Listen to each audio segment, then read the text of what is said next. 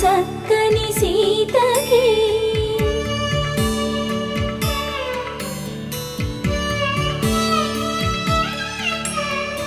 ఎర్ర జాబిలి చేయి